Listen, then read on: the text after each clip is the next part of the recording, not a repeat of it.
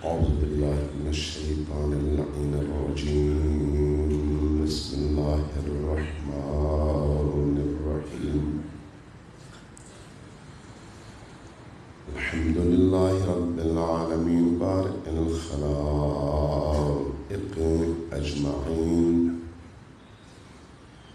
والصلاة والسلام على جميع الأنبياء والمرسلين، سيما من سمي في الآفاق بأحمد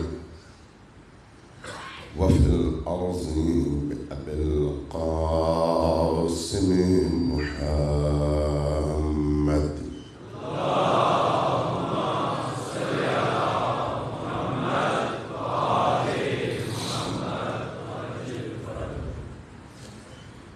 والصلاة والسلام على أولاده الطيبين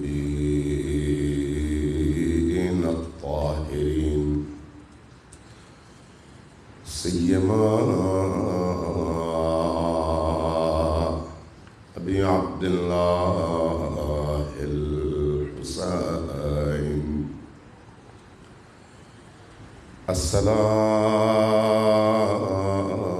السلام على الحسين.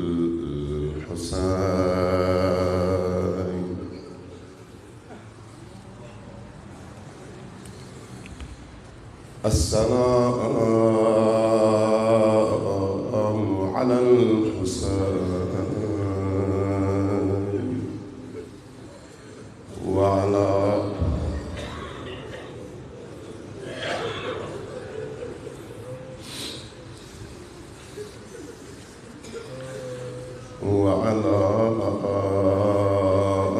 علي بن الحسين.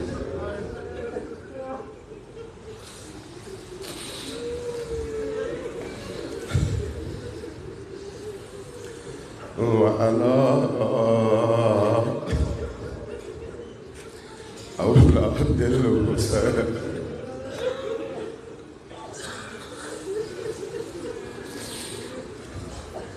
وعلى أصحاب الحسين. السلام کربلا. حسین ابن علی پر سلام.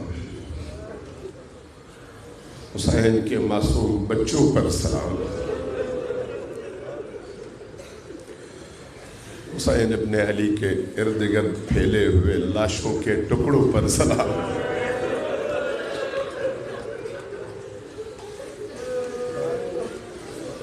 سلام ہو کربلا کے ان بے گورو کفن لاشوں پر.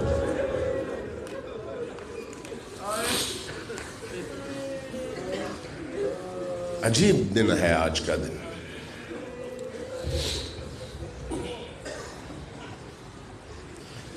آج کا دن بڑا عجیب دن ہے، جس کا آغاز علی اکبر کی اذان سے ہوتا ہے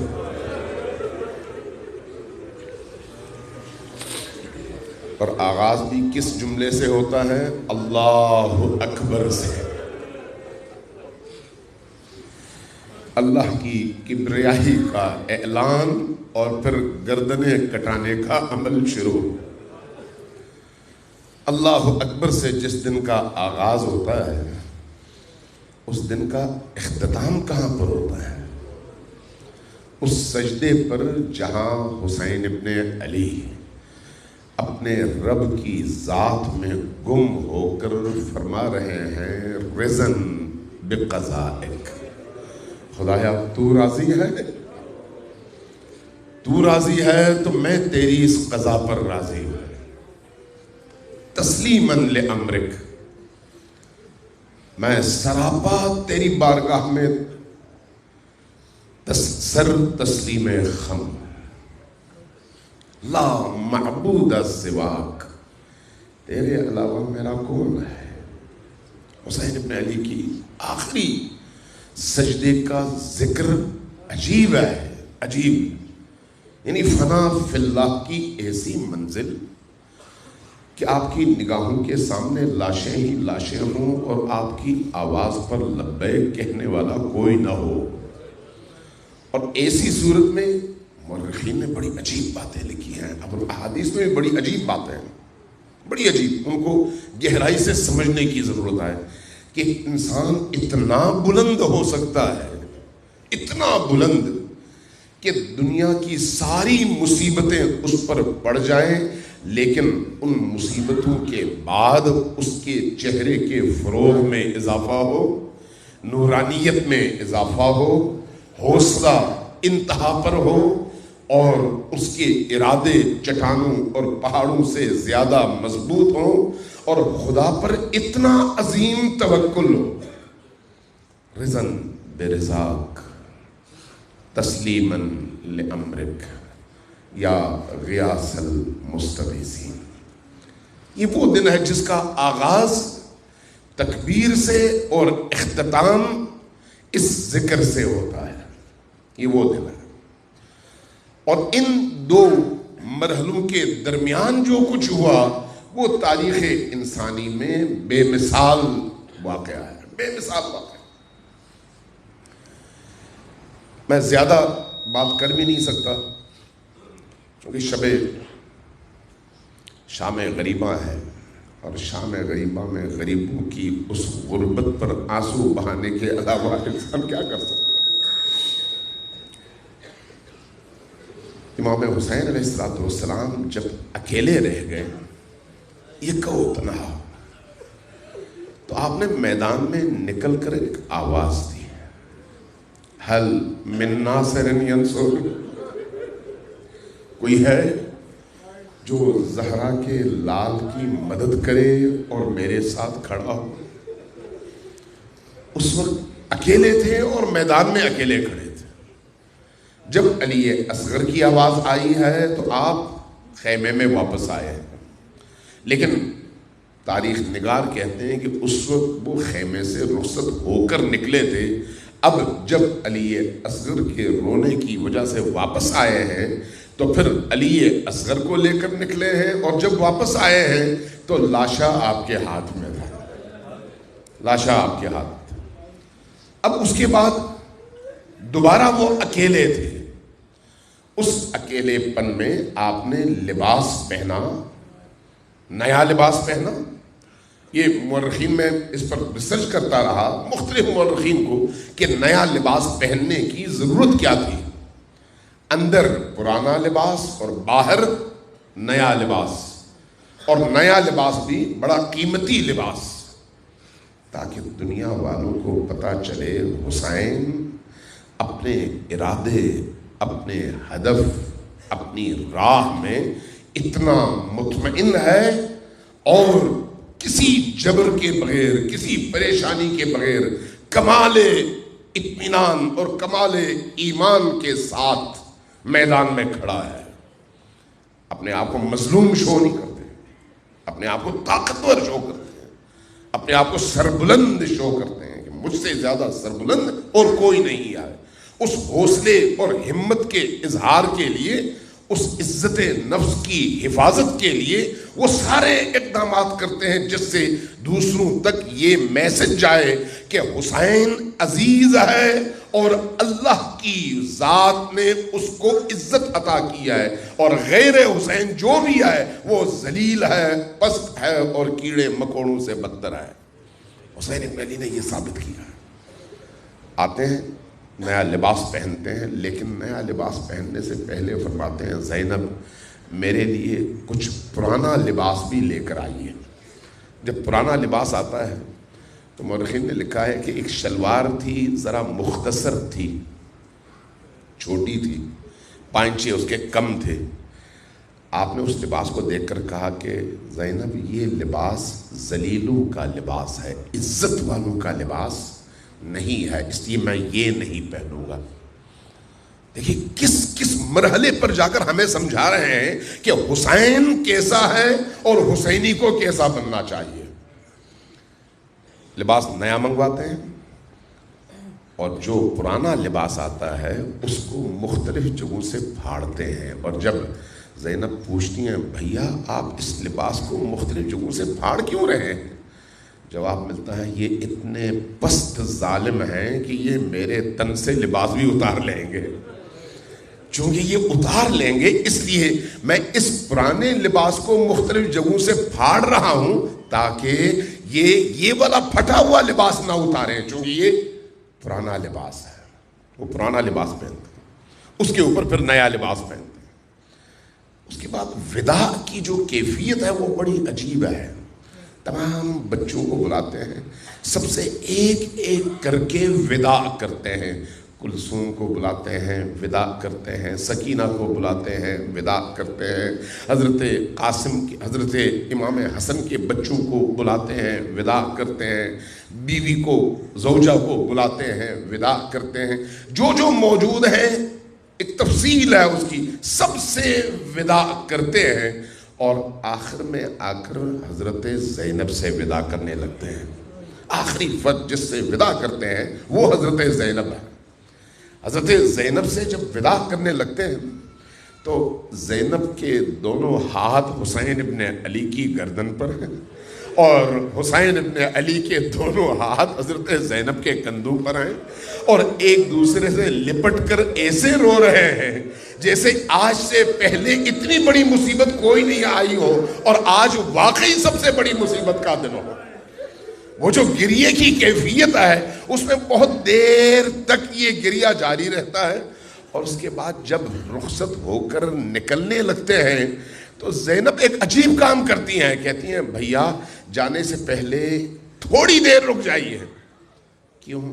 اس لیے کہ میری ماں فاطمہ الزہرا نے جب دنیا سے جا رہی تھی مجھے ایک وصیت کی تھی، مجھے فرمایا تھا کہ کربلا میں جب اپنے بھائی حسین کو رخصت کرنا تو میری طرف سے اس کے گلے کا بوسہ ضرور دینا، اس لیے مجھے یہ بوسہ دینے دیجئے۔ آگے بڑھتی ہیں، گلوئے حسین کا بوسہ لیتی ہیں۔ بعض علماء کہتے ہیں کہ حسین ابن علی نے بھی پلٹ کر کہا ہاں مجھے بھی ایک وصیت کی تھی میری والدہ نے۔ وہ وصیت کیا تھی؟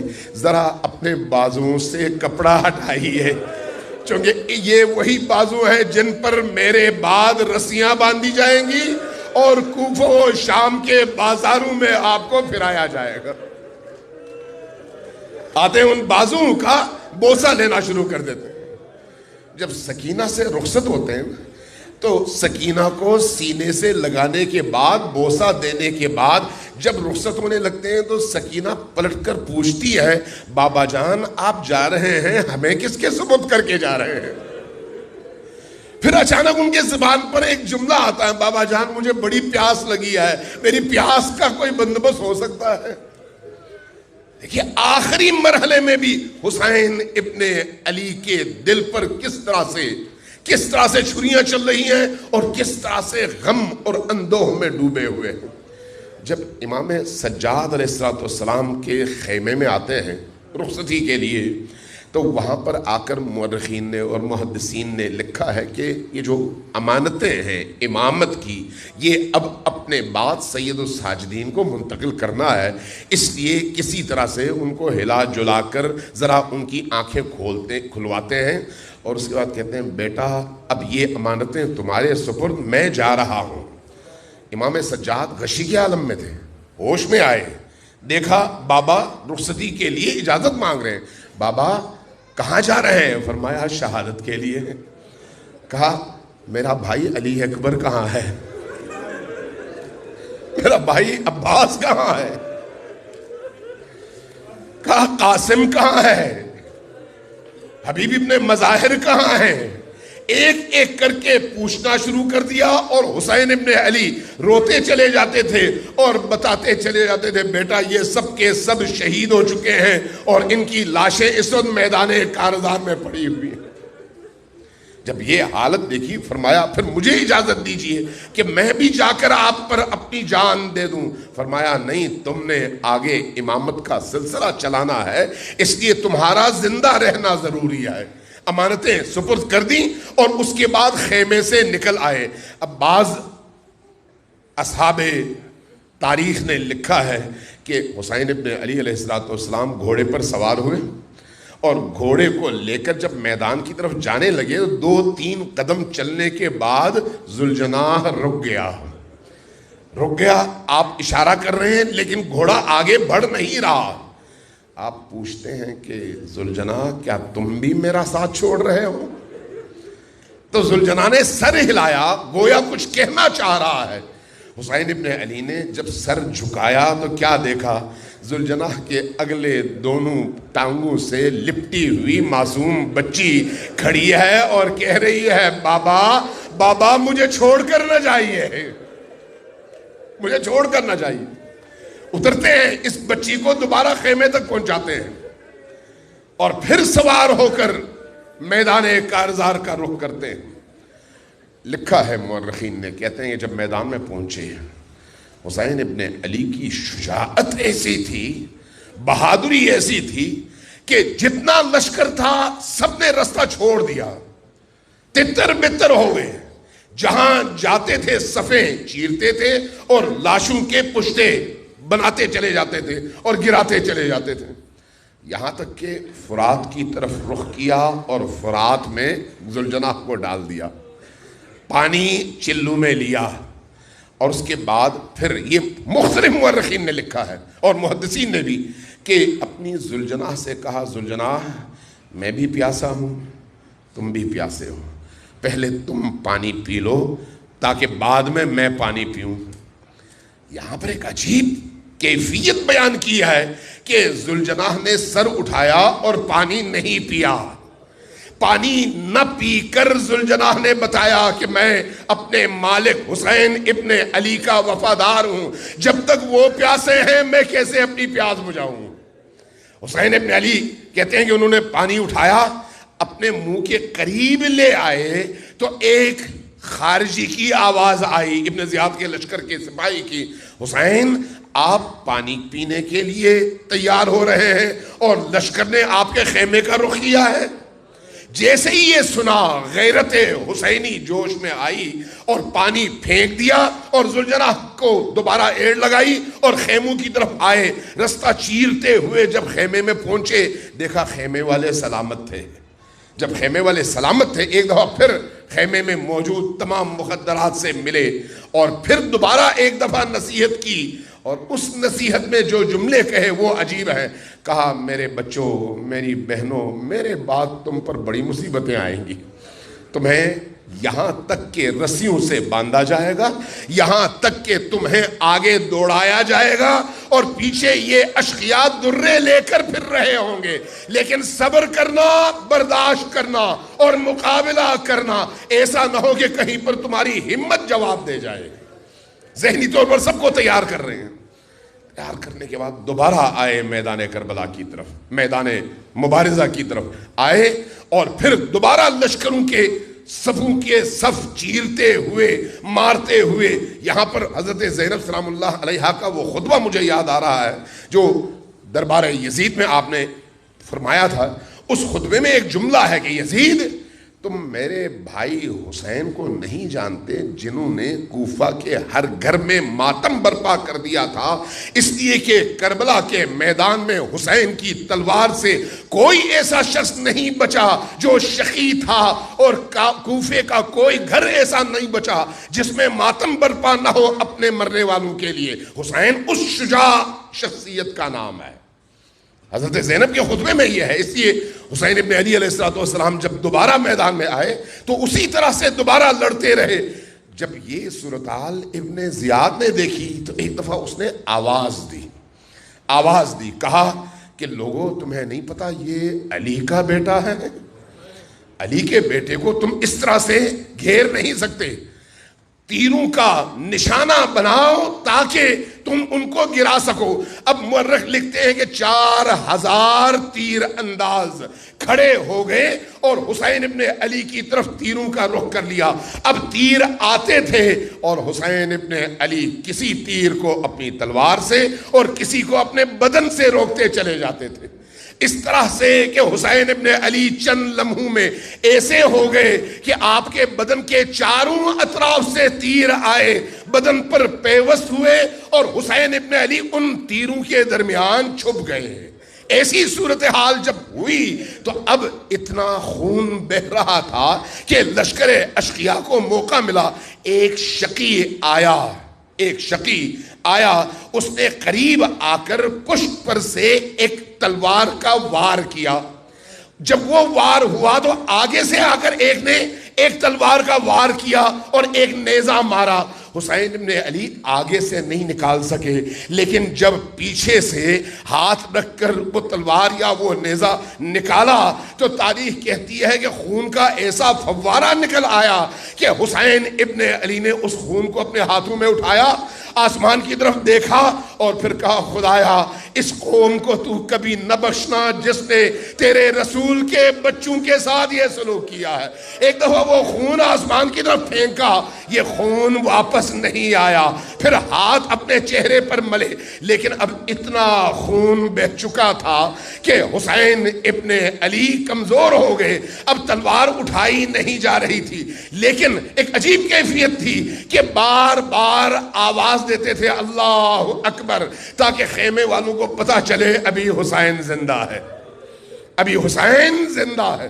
یہاں تک کہ ایک وقت ایسا آیا کہ حسین ابن علی گھوڑے سے نیچے زمین پر تشریف لے آئے، لیکن اس کیفیت میں کہ چاروں طرف سے بدن میں تیر لگے ہوئے ہیں اور بدن کا کوئی حصہ سالم نہیں ہے۔ میں جب زیارت ناہیہ دیکھتا ہوں امام عصر کی زیارت، تو وہ زیارت بڑی عجیب ہے، بڑی عجیب۔ امام حسین علیہ السلام کی مظلومیت کا نوحہ اور مصائب امام زمانے پڑے ہیں، امام زمانے، اور وہاں پر فرمایا میرا سلام ہو میرے اس جد پر جس کی ریش مبارک اس کے خون سے تر ہوئی تھی، میرا سلام ہو میرے اس جد امجد پر جس کے بدن کا کوئی حصہ ایسا نہیں تھا جو سالم رہ گیا ہو، میرا سلام ہو میرے اس جد امجد پر جس کے گھوڑے کو بھی نشانہ بنایا گیا، میرا سلام ہو میرے اس جد امجد پر جس کے سر کے خون نے اس کے پورے وجود کو تر کر دیا تھا، میرا سلام ہو میرے اس جد امجد پر جو جب زمین کربلا پر گرا تو اس کے کپڑے بھی اتار لیے گئے اور اس کو برہنہ چھوڑ دیا گیا، میرا سلام ہو میرے اس جد امجد پر جس کے بدن اطہر پر کربلا میں گھوڑے اس طرح سے دوڑائے گئے کہ اس کی لاش کو پامال کر دیا گیا، اس کی لاش کو پامال کر دیا گیا۔ جب حسین ابن علی زمین کربلا پر تشریف لائے تو لانے کے بعد اب حسین میں رمق نہیں تھی زندگی کی، لیکن دشمن اتنے مجبور، اتنے لاچار کے قریب آنے سے ڈرتے تھے، اس لیے کسی نے آواز دی ذرا آواز لگاؤ اور کہو کہ خیمے کی طرف ہم جا رہے ہیں، اگر حسین زندہ ہوئے تو فوری طور پر وہ رد عمل دکھائیں گے۔ تو ہوا ایسا ہی، جیسے ہی آواز آئی حسین آپ لیٹے ہوئے ہیں اور خیمے کی طرف لشکر کا رخ ہو چکا ہے، تو ایک دفعہ ایک ٹوٹے ہوئے خنجر کا سہارا لے کر سر اٹھایا اور اٹھا کر فرمایا اے ابو سفیان کے شیعو، اے ابو سفیان کے پیروکارو، اگر تم میں دین نہیں ہے تو کم از کم عربی غیرت اور حمیت کا مظاہرہ تو کرو، ابھی میں زندہ ہوں اور میری موجودگی میں میرے خیمے کی طرف تم رخ کر رہے ہو۔ جب یہ کہا تو اس کے بعد انہیں پتا چل گیا کہ حسین ابھی زندہ ہے، لہذا چاروں طرف سے اب جو وار ہوا وہ کیا ہے، پہلے تیروں کا وار تھا، پہلے تلواروں کا وار تھا، اب پتھر برسنے لگے۔ ایک پتھر آیا سر اقدس حسین ابن علی سے ٹکرایا، جب اس پتھر کے ٹکرانے کے بعد حسین بے سدھ ہو کر زمین پر گرے تو اس کے بعد سنان ابن انس کے حوالے سے بعض نے لکھا ہے اور بعض نے شمر کے حوالے سے کہ وہ لعین آیا اور قریب آنے کے بعد جب اس کو یہ احساس ہوا کہ اب حسین میں جان نہیں رہی تو وہ اوپر سینے پر چڑھنے لگا۔ جب سینے پر چڑھنے لگا تو حسین ابن علی میں ابھی جان کی رمق ہے، اس لیے جیسے ان کو اپنے سینے پر بوجھ محسوس ہوا آنکھیں تھوڑی سی کھولی، دیکھا اور اس کے بعد کہا کہ ظالم تم نے بڑے اونچے مقام پر قدم رکھ دیے ہیں، بڑے ہی اعلیٰ اور اونچے مقام پر. تمہیں نہیں معلوم یہ وہ سینہ ہے جس کا بوسہ نبی کریم لیا کرتے تھے؟ اس سینے پر تم نے قدم رکھ دیے. اور اس کے بعد تاریخ کہتی ہے کہ ایک وقت ایسا آیا کہ اس لعین نے اپنا خنجر نکالا، وار پہ وار کیے جاتا رہا، یہاں تک کہ ایک نہیں، دو نہیں، 12 وار کیے اور سر حسین کو جدا کیا. جب سر حسین جدا ہوا تو ایک دفعہ عالم میں کوہرام مچ گیا اور آسمان سے خون کی بارش ہونے لگی، زمین سے خون ابلنے لگا، خیموں میں کوہرام برپا ہو گیا. اس کوہرام کی کیفیت میں ایک دفعہ عمر ابن سعد کیا کہتا ہے کہ لوگوں اب حسین کا سر جدا ہو گیا، اب ایک کام کرو، تم میں سے کون ایسا ہے جو حسین اور اس کے ساتھیوں کے جسد پر اور جسموں پر گھوڑے دوڑا سکے. 10 لعین کٹھے ہو گئے اور عرب کے بہترین گھوڑے مہیا کیے گئے اور ان گھوڑوں کو ساتھ لے کر ان لاشوں کو پامال کیا جاتا رہا. ادھر جاتے تھے پامال کرتے تھے، ادھر آتے تھے پامال کرتے تھے. ان جسموں کے گوشت ادھڑنے لگے. ایک ایسی کیفیت میں زینب وہاں سے دیکھ رہی ہے، ام کلثوم دیکھ رہی ہیں، رباب دیکھ رہی ہیں، سکینہ دیکھ رہی ہیں. ان کے کلیجے پر کیا گزر رہی ہوگی، ان کے دلوں پر کیا گزر رہی ہوگی جب وہ اپنے بابا کے، اپنے بھائیوں کے لاشوں کو اس طرح سے گھوڑوں کے سمو تلے پامال ہوتے ہوئے دیکھ رہی ہوں. اس کیفیت میں ایک دفعہ لشکر اشقیاء کا رخ خیمہ حسین کی طرف ہوا. اب یہاں حمید ابن مسلم کہتا ہے کہ جب خیمے جلنے شروع ہوئے نا تو پھر وہی بیویاں جو پہلے نوحہ کنا تھیں حسین ابن علی پر اور ان کے ساتھیوں کے لاشوں کی پامالی پر، اب انہیں اپنی چادروں کی فکر پڑ گئی، اس لیے اپنے حجاب کا ماتم کرتے ہوئے خیموں سے باہر آنے لگی اور رونے لگی. ایک وقت حمید کہتا ہے میں نے ایک چھوٹی سی بچی کو دیکھا، اس کے دامن پر آگ لگی ہوئی تھی. اس کے دامن کی آگ دیکھ کر مجھے محسوس ہوا کہ اس کی آگ میں بجھا دوں. جب میں قریب آیا، آگ بجھائی تو بچی نے عجیب سی نگاہوں سے مجھے دیکھا، گویا مجھے کہہ رہی ہو کہ کربلا میں اب تک جتنے لوگ آئے تھے یہ سب جلانے والے تھے، مارنے والے تھے، لوٹنے والے تھے، تم پہلے شخص ہو جو آگ بجھانے کے لیے آئے ہو. جب میں نے دیکھا اس بچی کے رخسار سیاہ ہو چکے تھے، اس کے کان کی لو پھٹی ہوئی تھی، اس کا جسم زخمی تھا، دامن پر آگ لگی ہوئی تھی جو میں نے بجھائی تھی. تو میں نے کہا بیٹا تم ہو کون؟ کہا تمہیں نہیں معلوم میں حسین کی لاڈلی بیٹی سکینہ. کہتا جب میں نے یہ منظر دیکھا تو میں نے اس بچی سے کہا یہ تمہارے رخسار کو کیا ہوا؟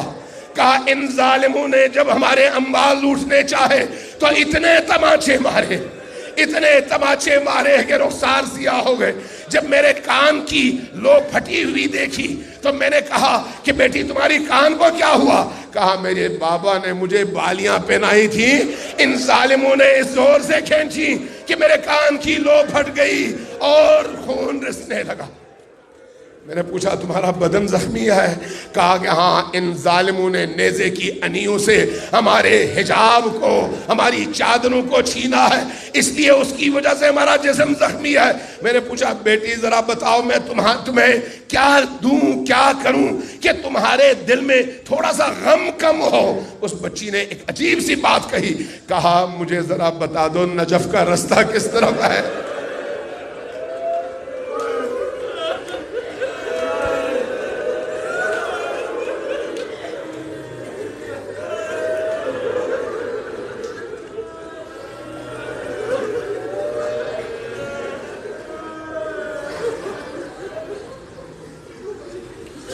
انا للہ و انا الیہ راجعون وسیعلم الذین ظلموا ای منقلب ینقلبون.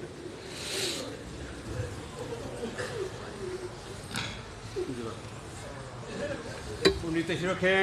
اسلام آخر کے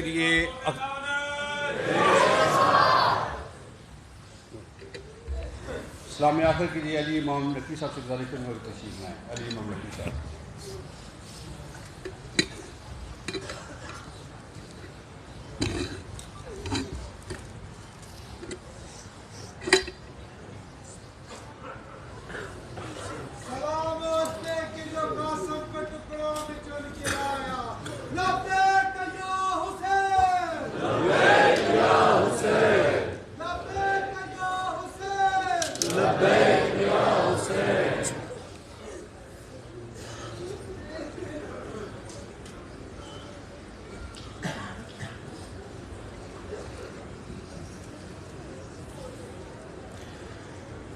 سلام خاک نشینوں پسوگواروں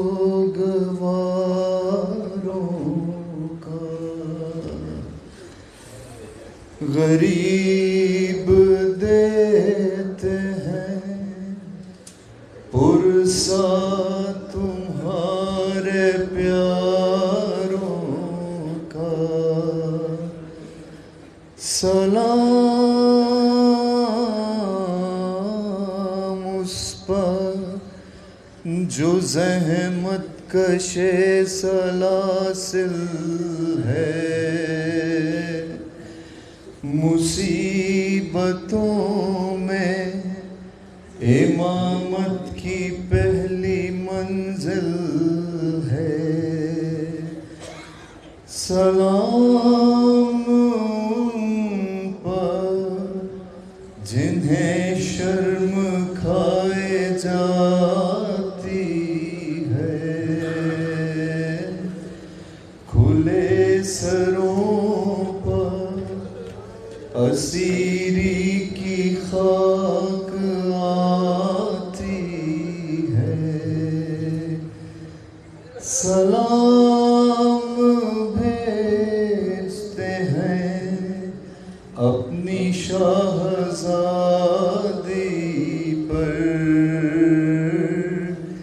کہ جن کو سونپ گئے مرتے وقت گھر سرور۔ مسافرت نے جسے بے بسی دکھلائی،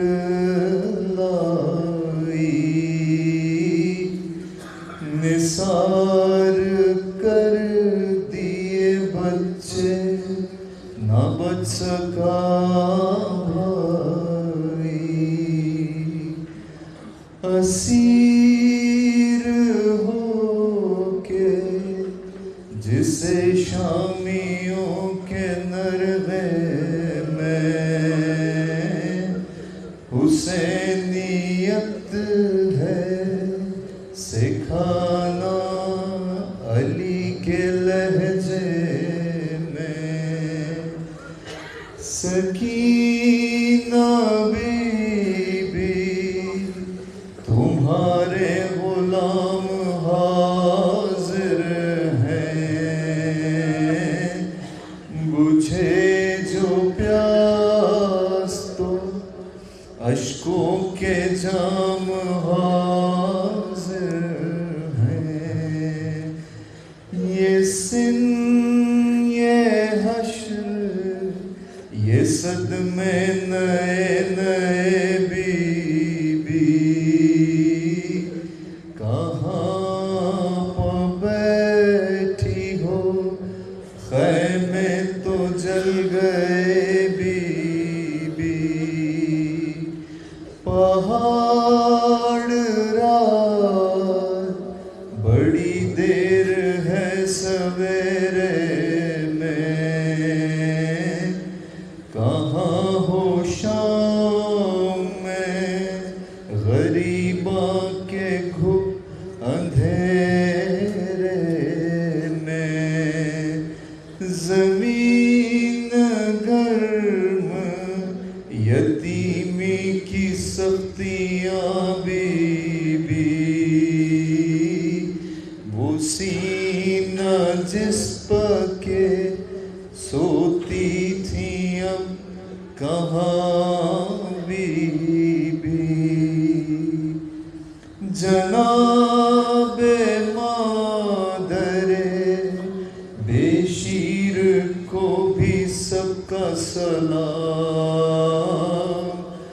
عجیب وقت ہے کیا دیں تسلیوں کا پیام، ابھی کلیجے میں ایک آگ سی لگی ہوگی، ابھی تو گود کی گرمی نہ کم ہوئی ہوگی، نہیں اندھیرے میں کچھ سوجھتا کہاں ڈھونڈیں،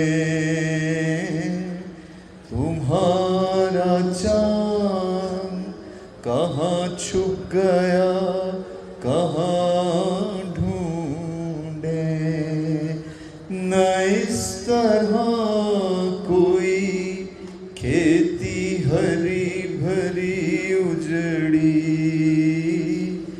تمہاری مانگ بھی اجڑی ہے، کوکھ بھی اجڑی،